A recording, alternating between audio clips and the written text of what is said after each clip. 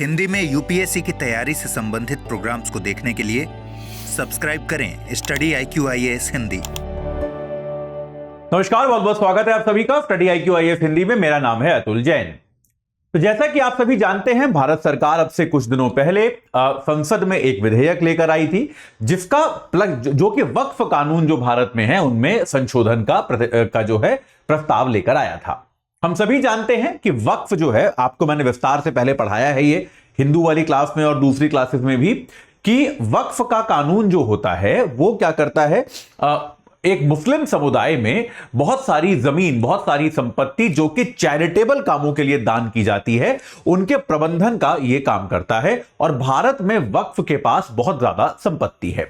यह कहा जाता है कि भारत में कुछ अगर सबसे बड़े संपत्ति धारकों की एक सूची बनाई जाए तो वक्फ का नाम जो है उनमें शामिल होता है। तो इतनी बड़ी क्योंकि इनके पास संपत्ति है, तो भाई उसके प्रबंधन में गड़बड़ी की शिकायतें, उसके प्रबंधन में अवैध कब्जे इत्यादि की शिकायतें जो हैं वो आमतौर पे आती रहती हैं। तो अब जो है नरेंद्र मोदी सरकार एक कानून लेकर आई थी, एक विधेयक लेकर आई थी, अभी कानून बना नहीं है, जिसके तहत ये वक्फ की संपत्ति जो है इसको वो प्रबंधित करने का काम करने वाली थी, मैनेज करने का काम करने वाली थी। जाहिर सी बात है कि विपक्षी दलों ने इसका कड़ा विरोध किया। उन्होंने कहा कि यह मुस्लिम समुदाय की जो स्वतंत्रता है, जो उनकी आत्मनिर्भरता है, जो उनकी धार्मिक आजादी है, उस पर हमला करने की नरेंद्र मोदी सरकार की एक और कोशिश है। और कड़े विरोध के कारण इस बिल को समझने के लिए, इस बिल पर विचार करने के लिए एक जॉइंट पार्लियामेंट्री कमेटी बनाई गई थी, एक संयुक्त संसदीय समिति बनाई गई थी। अब इस संयुक्त संसदीय समिति में कुछ ऐसा हुआ है जो सुनेंगे तो आप लोग हैरान रह जाएंगे कि ऐसा भी हो सकता है। और उसके कारण ये संयुक्त संसदीय समिति में भी एक काम करने की समस्या आन पड़ी है। और इसको लेकर कुछ हद तक एक विवाद भी हो गया है कि क्या ये संयुक्त संसदीय समिति का जो कामकाज है उसको कुछ विदेशी शक्तियां या कुछ गैर भारतीय शक्तियां प्रभावित करने का काम कर रही हैं या नहीं। तो ये क्या हुआ है एग्जैक्टली, और ये कैसे, एक तरह से आप ये कह सकते हैं कि भारत की संसदीय प्रक्रिया के एक हिस्से को विदेशी शक्तियों द्वारा प्रभावित करने की कोशिश हो सकती है, ऐसा आरोप लगाया जा रहा है। ये मैं आपको बताऊंगा अगले 5 मिनट में, लेकिन उसके पहले आपको बता दूं कि भाई 30 सितंबर से हमारा 2025 वाले अटेम्प्ट के लिए आखिरी प्रतिज्ञा प्लस बैच शुरू हो रहा है। तो इसके बाद हमारा प्रतिज्ञा प्लस बैच जो है वो 2025 के लिए नहीं आएगा, क्योंकि ऑब्वियसली इतना टाइम ही नहीं बचेगा कि आप लोग 2025 के लिए पूरी तरह से तैयारी कर पाए। तो आप में से जो लोग अपनी तैयारी को एक सही आकार देना चाहते हैं, मैं उनके पास आखिरी मौका है भाई, AJ लाइव कोड लगाइए और 21,499 में इस बैच से जुड़ जाइए। 30 तारीख से शुरू है, याद रखिए कोड AJ लाइव ही लगेगा और ये जो है 21,499 में आपको मिल जाएगा। पूरी तैयारी आपको 2025 वाले बैच की कराएगा। और अगर आप 2026 या 27 में एग्जाम देने वाले हैं, 2026 या 27 में आप एग्जाम देने वाले हैं, तो याद रखिए AJ लाइव कोड लगा के आप हमारे लॉन्ग टर्म बैच से जुड़ सकते हैं, जो आपको 30,999 में मिलेगा। पहले वर्ष आपको थोड़ा बेसिक पढ़ाया जाता है और उसके बाद वाला वर्ष जो होता है उसमें आपको हार्डकोर UPSC की तैयारी कराई जाती है। तो आप AJ लाइव कोड लगा के इससे भी जुड़ सकते हैं। ये वाला बैच हमारा 27 तारीख यानी कि कल से शुरू हो रहा है, तो आप इस बैच से भी तुरंत जुड़ सकते हैं। चलिए अब एक बार वक्फ को समझने की कोशिश करते हैं कि वक्फ की जो संयुक्त संसदीय समिति है इसमें ऐसा क्या हुआ, जिसके बारे में मैं आपसे चर्चा करने वाला हूं। तो ये आपकी वक्फ को लेकर जो जॉइंट पार्लियामेंट्री कमेटी बनी है, जिसको हम JPC कहते हैं, इस JPC की अध्यक्षता कौन कर रहे हैं? एक बीजेपी के सांसद हैं जगदंबिका पाल साहब।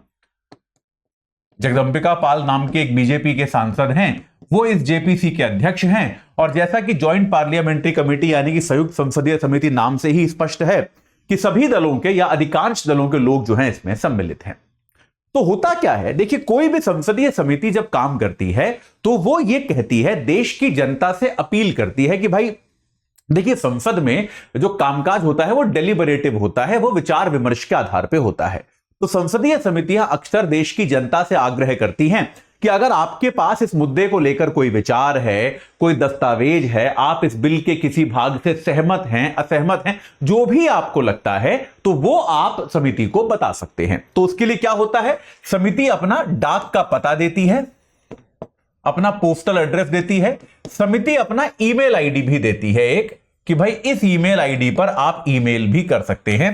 तो इसके जरिए क्या होता है, सामान्य जनता यानी कि आपके और मेरे जैसे लोग भी, सामान्य जनता भी अपने विचार प्रेषित कर सकती है कि आपको अगर इस मामले पे मान लीजिए कोई विचार है तो आप भेज सकते हैं। और अक्सर आप देखेंगे कि काफी लोग इस पर विचार भेजते हैं कि भाई जो एनजीओ हैं, भाई हो सकता है आप और मैं, हम आम लोग हैं, हम ना भेजते हो, लेकिन मान लीजिए इस फील्ड में काम करने वाला कोई एनजीओ है या फिर कोई ऐसा समूह है जिसकी संपत्ति पर प्रभाव पड़ेगा, वो लोग कई बार अपने विचार को जो है इस तरह की समितियों में भेजते भी हैं। पर ये वक्फ वाले मामले में क्या हुआ है, ये जॉइंट पार्लियामेंट्री कमेटी के पास बेटा आपको पता है कितने ईमेल आए हैं अपने सुझाव देने के लिए, कितने ईमेल आए हैं? जो आंकड़ा सामने आया है वो बताता है कि इनके पास ईमेल के माध्यम से 1.2 करोड़ से ज्यादा ईमेल आए हैं। करीब करीब 1.25 करोड़ ईमेल इनके पास आए हैं अलग अलग सुझाव देते हुए।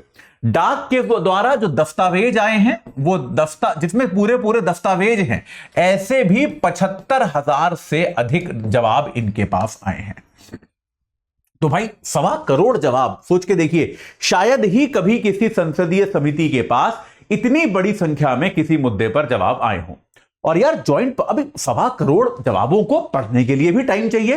भाई इमेजिन करो 1.25 करोड़ आपके पास ईमेल्स आ गए, अब उनको पढ़ा जाएगा, उसमें जो डॉक्यूमेंट लिखे हैं, जो बातें लिखी हैं, उनके हिसाब से उनको अरेंज किया जाएगा, ये सारी चीजें करी जाएंगी। इसमें तो बहुत टाइम लगेगा और बहुत लोग लगेंगे। भाई 1.25 करोड़ ईमेल आप तुरंत थोड़ा ना एक दिन में पढ़ लोगे, या 2 दिन में, या 4 दिन में, हफ्ते भर में पढ़ लोगे।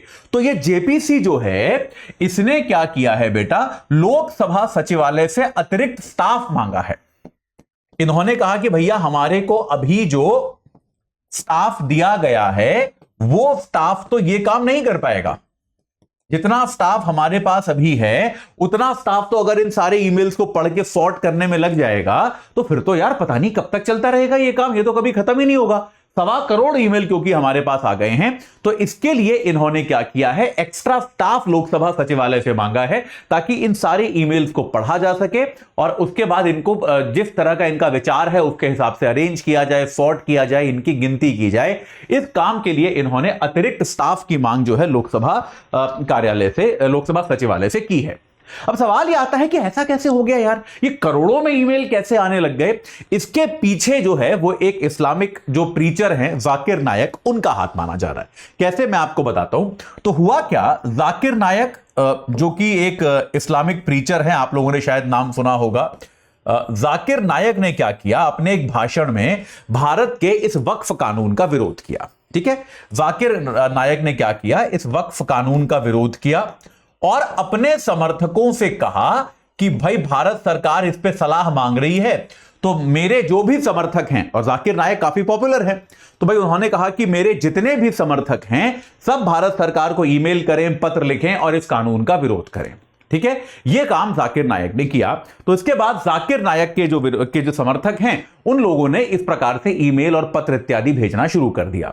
अब जाकिर नायक के यह कहने के बाद बहुत सारे हिंदुत्ववादी संगठन जो हैं उन्होंने जाकिर नायक की इस अपील के जवाब में खुद अपने ईमेल और अपने पत्र भेजने शुरू कर दिए। तो ये दोनों समूहों के इस टकराव में, जो कट्टरपंथी इस्लामिक समूह हैं और जो कट्टरपंथी हिंदू समूह हैं, उन दोनों के इस टकराव में उनमें ईमेल और पत्र भेजने की होड़ लग गई और जवाब यह निकला कि हम यहां आ गए हैं जहां पर 1.25 करोड़ से ज्यादा ईमेल हैं। और भाई 1.25 करोड़ से ज्यादा ईमेल हैं तो अब उनको पढ़ना ही संभव नहीं हो पा रहा है, उनको पढ़ने के लिए भी अतिरिक्त सुविधा मांगी जा रही है। ठीक है, तो भाई ये जो एक समितियां बनाने का पर्पस ये होता है, लक्ष्य होता है कि एक बेहतर तरीके से विचार हो सके, डेलिबरेशन हो सके, वो सारी प्रक्रिया यहां पर धरी की धरी रह गई है और 1.25 करोड़ के आसपास जवाब यहां पर आ चुके हैं। याद रखिए, समिति केवल ऐसा ही नहीं करेगी, समिति ने यह भी कहा है कि वो 5 शहरों का दौरा भी करेगी। समिति ने यह भी कहा है कि हम भाई 5 शहरों का दौरा करेंगे और इस 5 शहरों के दौरे में हम अलग अलग तरह के लोगों से मिलेंगे और जानने की कोशिश करेंगे कि लोग इस बारे में क्या सोचते हैं। कौन से 5 शहर हैं? मुंबई, चेन्नई, बेंगलोर,